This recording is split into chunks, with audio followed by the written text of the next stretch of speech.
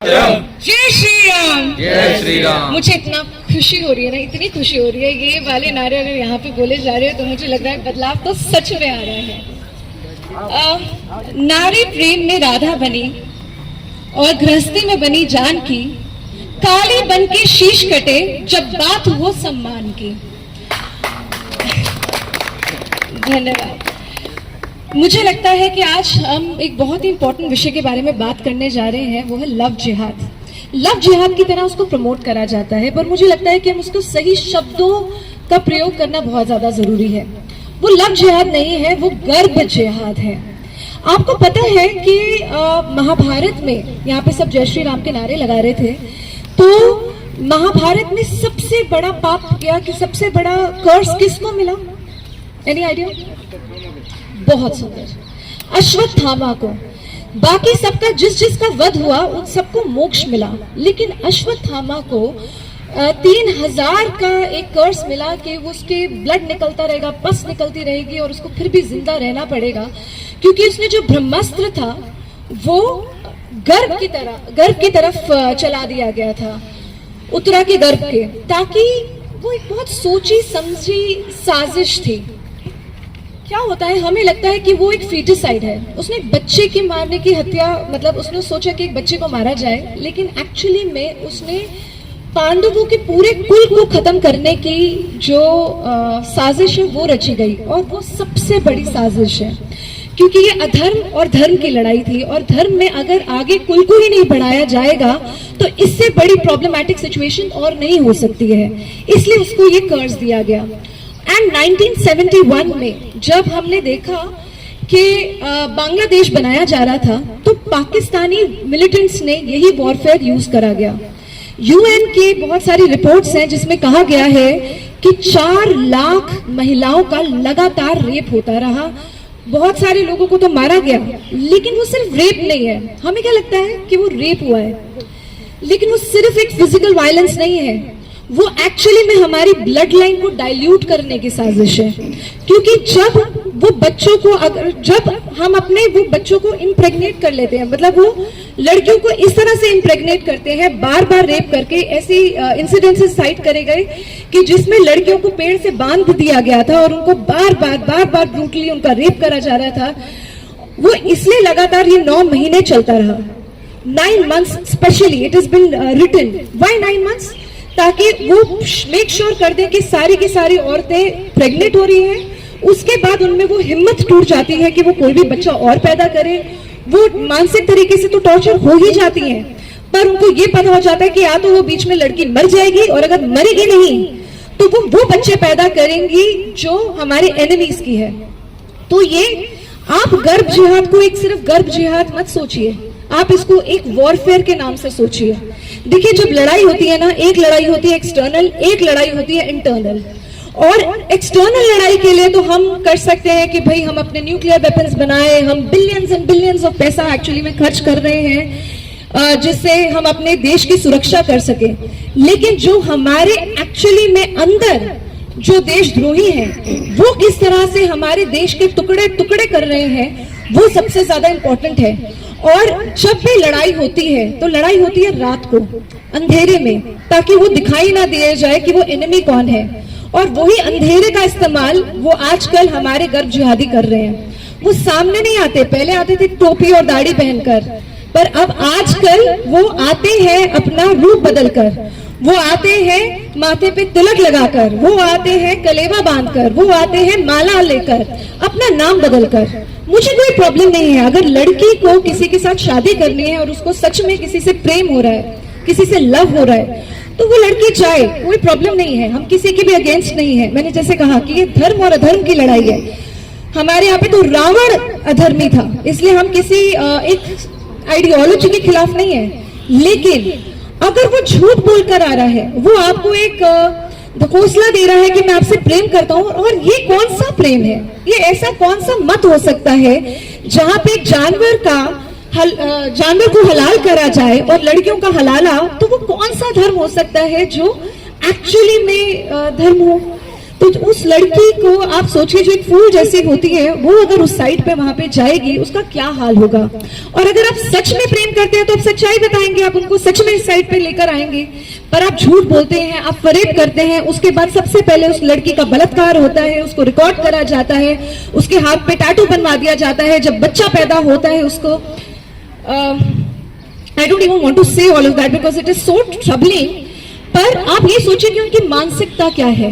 तो ये एक वॉरफेयर है और उसका जो रिजल्ट है, मैं आज इस मंच से सिर्फ ये चाह रही हूँ क्योंकि आप लोग नेक्स्ट जनरेशन हो, एक फ्यूचर जनरेशन हो, तो जिस तरह से बाकी वॉरफेयर्स के खिलाफ एक मिलिटेंट एक्शन लिया जाता है, वैसे ही मुझे लगता है कि लव जिहादियों के अगेंस्ट या गर्भ जिहादियों के अगेंस्ट एक मिलिटेंट एक्शन लिया जाए और सच में उसके खिलाफ एक प्रॉपर एक इन्वेस्टिगेशन हुई जाए कि ये कहां से आ रही है, फंडिंग कहां से आ रही है, क्यों उसको मारा जा रहा है। क्योंकि सिर्फ धर्म परिवर्तन की कहानी नहीं है, इसके अंदर वो चाहते हैं कि हमारे फ्यूचर कि जितने जनरेशन है उनका जेनोसाइड कराया जाए, हमारी ब्लड लाइन को खत्म करा जाए, उसको डाइल्यूट करा जाए, उसको पल्यूट करा जाए। हमारी आस्था का जेनोसाइड होता है वो, हमारी फ्यूचर जनरेशंस का जेनोसाइड होता है वो। सो मैं सिर्फ आपसे ये बोलना चाहूंगी कि आप उन एंटी नेशनल एलिमेंट्स को देखें, समझें, क्योंकि जब कश्मीरी पंडितों के साथ जो हुआ था, वो कोई बाहर के लोग नहीं आए थे, वो उन्हीं के पड़ोसी थे, वो उन्हीं के दोस्त थे जिन्होंने उन्हें वहां से भगाया गया था। और हम ये देखते जा रहे हैं, अफगानिस्तान में यही हुआ, पाकिस्तान में यही हो रहा है, बांग्लादेश में यही हुआ, अब यहाँ पे केरला में, असम में, और हम अब कब तक ये सहेंगे। It is extremely very important कि हम ये इनको एक्चुअली में देखें कि कहां कहां ये सिम्टम्स हमें पाए जा रहे हैं, हम उन सिम्टम्स को आइडेंटिफाई करें और उनका अगर जैसे मैम ने बताया, दीदी ने बताया कि कैसे उनको सही रास्ते पे ला सकते हैं, तो ग्रेट है, नहीं तो अपनी बहन बेटियों को बचाएं। और मुझे लगता है उसके लिए सबसे ज्यादा इंपॉर्टेंट ये है कि हमारे जितने भी बच्चे हैं वो सही सत्ता को सपोर्ट करें। मुझे पता है कि यहाँ पे आज मुझे सबसे ज्यादा खुशी मिली है ये नारा सुनकर, पर इतनी पावन, इतनी पवित्र भूमि से जब ऐसे ऐसे नारे सुनने को मिले थे तो आपका दिल दहल जाता है। तो जब भी आपको वो एंटी नेशनल ग्रुप्स जब दिखाई देते हैं सत्ता में, उसके खिलाफ खड़े होना बहुत ज्यादा जरूरी है। और मैं ये चाहती हूं कि आप यूथ हैं, आप एक दूसरे को सपोर्ट करें, ताकि अगली बारी आपने मुझसे सिर्फ एक ही वादा करना है कि हमारे जितने भी लोग सत्ता में होंगे वो नेशनल एलिमेंट्स होंगे, वो सारे के सारे नेशन को सपोर्ट करने वाले, राष्ट्र को सपोर्ट करने वाले होंगे। बिकॉज मुझे लगता है कि जिस देश की प्रेसिडेंट एक महिला हो सकती है, तो वहां पे महिलाओं के साथ इतना दुर्व्यवहार हो, तो ये बहुत ही शर्म की बात है। और मुझे लगता है कि अब हमें इसके खिलाफ खड़ा होना ही पड़ेगा। जय श्री राम। जय श्री राम। आज का जो कार्यक्रम है उसके बारे में, उसमें हम बात करना चाह रहे थे गर्भ जिहाद की। हमारे साथ 3 महिलाएं थी जो एक्चुअली उससे पीड़ित थी, और मुझे लगता है हम लव जिहाद को लव जिहाद ना बोलें, गर्भ जिहाद बोलें, क्योंकि एक्चुअली में वो फ्यूचर जनरेशन्स को मारा जाता है, उनका जिहाद किया जाता है, हमारी पूरी की पूरी ब्लड लाइन को डाइल्यूट करा जाता है, उसको पोल्यूट करा जाता है, और उसको एड्रेस करना इंपॉर्टेंट है। मुझे लगता है कि यूथ जो है उसके साथ अगर ये बात नहीं होगी, क्योंकि वही हैं जिनको सबसे पहले डाइग्रेस करा जाता है, उनको डाइल्यूट करा जाता है, उनको भ्रमित किया जाता है। तो इट इज़ वेरी इंपॉर्टेंट कि यूथ भी हमारे साथ जुड़े। जो इंस्टीट्यूट की आप लोग बात रही थी, जो कोर्स करने के लिए, वो क्या है उसके बारे में? वो मेरा कोर्स नहीं है। Okay. जो एक्चुअली मैं थोड़ा सा उसके बारे में बता देती हूँ कि जो NGO हैं उन्होंने अराउंड 8500 महिलाओं को बचाया है। तो उनके पास वो कोर्सेज हैं जिसके अंदर एक्चुअली में आपको पता नहीं लगता कि जब आप क्या कहते हैं, जब आप अल्कोहल लेते हैं तो आप एडिक्शन सेंटर्स में जाते हैं, जब आप क्या कहते हैं किसी भी चीज़ से प्रताड़ित होते हैं तो आपके पास एक प्रॉपर एक सिस्टम होता है। पर जब किसी को रेडिकलाइज कर लिया जाता है तो आपको पता नहीं होता कि उससे बच्चे को बाहर कैसे निकाले। पेरेंट्स परेशान होते हैं, आपकी फैमिली सिस्टम्स परेशान होते हैं कि मैं कैसे बच्चों को बचाऊं। तो उनके पास एक इंस्टीट्यूट है, आप वहाँ पे जा सकते हैं और आप अपने बच्चों को वहाँ पे एडमिट करा सकते हैं, और वैसे ही उन्होंने 8500 बच्चों को बचाया है। JNU में केरला स्टोरी का स्क्रीनिंग किया गया था, तो और आज यहाँ पे जो विक्टिम पीड़ित आई है, तो क्या मानते हैं कि JNU में ही यहाँ पे करने का क्या मकसद है? देखिए, मैंने आज जो बात करी वो ये बात करी थी कि हमारे यहाँ पे ना जो वॉरफेयर होता है वो एक्सटर्नल भी होता है और इंटरनल भी होता है। और एक्सटर्नली के लिए तो हम बहुत सारे बिलियंस और बिलियन पैसे खर्च रहे हैं, लेकिन जब इंटरनल वॉर जो चल रही होती है तो उसके सिम्टम्स देखना, उन लोगों को ढूंढना बहुत ज़्यादा ज़रूरी होता है।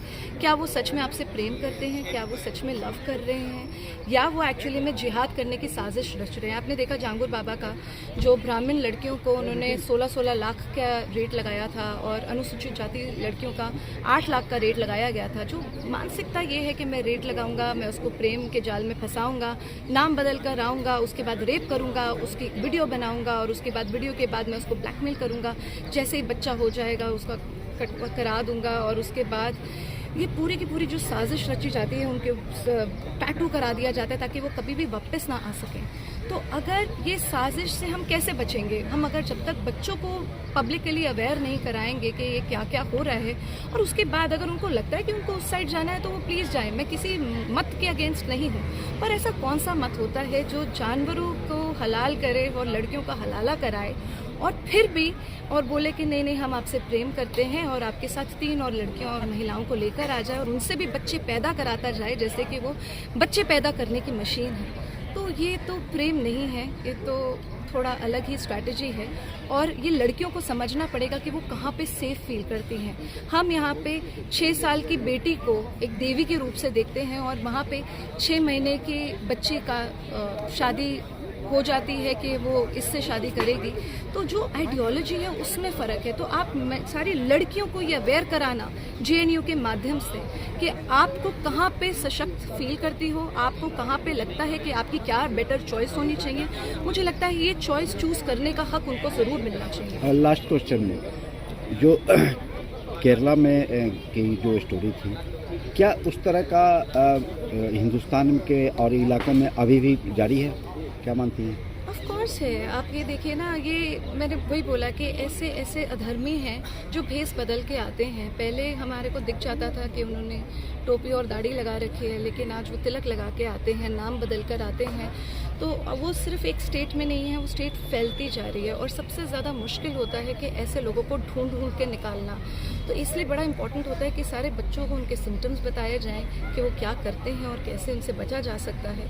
और मुझे लगता है कि उसके खिलाफ की जो लड़ाई है वो हम सबको साथ में लड़नी पड़ेगी। ठीक है, नाम और परिचय बता दीजिए। मेरा नाम इशिका तनेजा है, सनातन प्रचारक हूँ, स्पिरिचुअल गुरु हूँ। ठीक है।